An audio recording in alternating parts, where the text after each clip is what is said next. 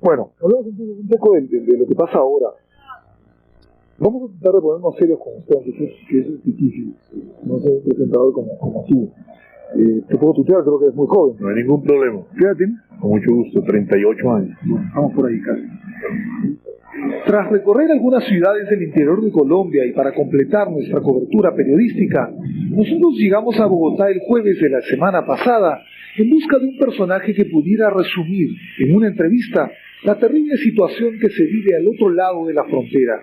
La respuesta de varios periodistas y políticos fue unánime. Tu entrevistado tiene que ser Jaime Garzón. Solo con una frase nos dimos cuenta que Garzón era a quien estábamos buscando. Ya más muertos no se necesitan en este país. Más miedo no se necesita. Necesita que se sienten a hablar. ¿Y esta conversación llegará a algún lado, Cris? Eso esperamos. Hay que conservarlos. Cuando se distancien, otra vez hay que volverlos a sentar. Cuando se pongan bravos, otra vez hay que volverlos a sentar.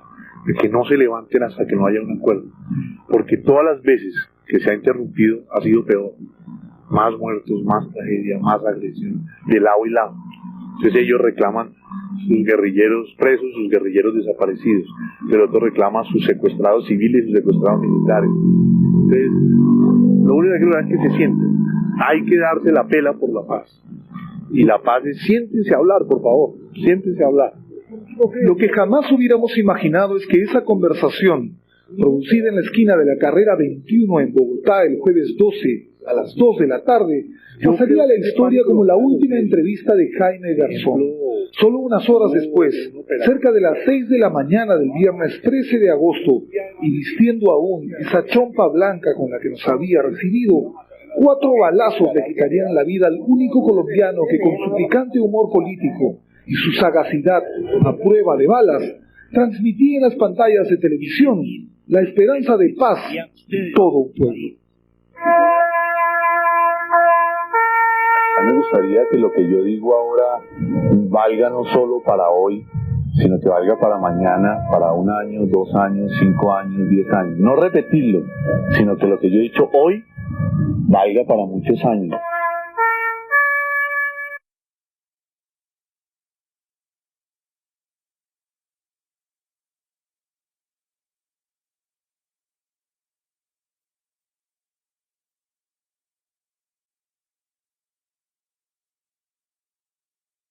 Heriberto de la Calle y el extenso pasado político de Jaime Garzón permitieron incluso que jugara un papel fundamental en la búsqueda de la paz en Colombia. Varias veces fue negociador entre el gobierno y la guerrilla e intervino personalmente en la liberación de varios personajes que habían sido secuestrados. Por todo esto, nosotros buscamos a Jaime Garzón apenas llegamos a Bogotá el jueves de la semana pasada, al mediodía. Estos son algunos pasajes de esa conversación, la última que un hombre tan valioso para la paz en Sudamérica sostuvo con un periodista antes de morir asesinado a balazos. ¿Los bogotanos sienten la violencia muy de cerca o es una cosa que ocurre ahí del cerro más allá? A raíz de los secuestros masivos en el avión de Avianca y en la iglesia de la María y en Medellín y en Barranquilla, ya la violencia se siente más tangible en sectores de clase media, por decirlo así, en las ciudades. Eso ha generado pánico, ha generado que mucha gente se ha ido y ha generado pues el miedo normal que tiene uno. Pero yo creo que si uno vive en este país, tiene una tarea fundamental que es transformarlo. Y eso genera que el miedo de vivir aquí le dé a uno el valor de querer un país mejor y de querer transformarlo. Y eso significa vivir en Colombia. Pero la guerra dejó de ser el sentido de lograr el poder y se convirtió en un negocio del cual ya también se benefician los norteamericanos, que es la venta de armas a la guerrilla, al paramilitarismo, al gobierno, y en eso se volvió una cosa, a cambio de que la guerrilla y los paramilitares y parte del gobierno tienen problemas de corrupción con el narcotráfico, nexos con el narcotráfico, y viven, en cierto modo, del narcotráfico, unos directamente y unos indirectamente. El problema en Colombia es que la guerrilla no es la causa, la guerrilla es la consecuencia. Eso es muy importante. Pero es una consecuencia que viene hace 40 años. Sí, porque ya han convertido la violencia en un modelo de dominación. Así como hay principados, así como hay reinados, así como hay modelo presidencial, como el modelo parlamentario. Aquí los poquitos han convertido la guerra en un negocio del cual se surten y viven. Ese es el problema, por eso hay que darse la tarea de decir quiénes viven y se benefician de la guerra. Ahí está el problema.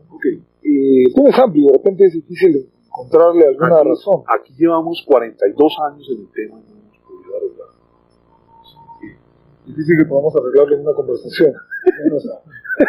Pero no, a mí me interesa que usted entienda, por ejemplo, que hay dos sectores, que los dos sectores están minados por dineros de narcotráfico, que los dos sectores quieren voluntad de paz encima de la mesa, pero por debajo de la mesa se patean. Eso es como lo importante, ¿no? Que le quede claro a la gente. Y ese punto, ¿qué papel cumplen las fuerzas paramilitares? Creo que al mando del señor Carlos Castaño. Esta gente, ¿a quién responde? ¿Quién los financia? ¿Quién determina que estos señores actúen, que asesinen a los guerrilleros, que los persigan?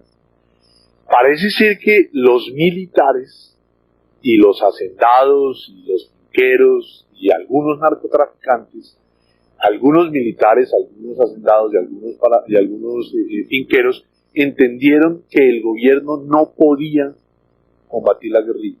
Entonces se asociaron y buscaron formas de financiación, entre las que está el narcotráfico, y tienen ejércitos privados paramilitares, en que de aquí a allá no puede haber guerrilla, de aquí a allá no puede haber guerrilla, y cada dueño de lote, cada dueño de finca paga una cuota por el derecho a permanecer ahí, bajo el cuidado de ese ejército privado.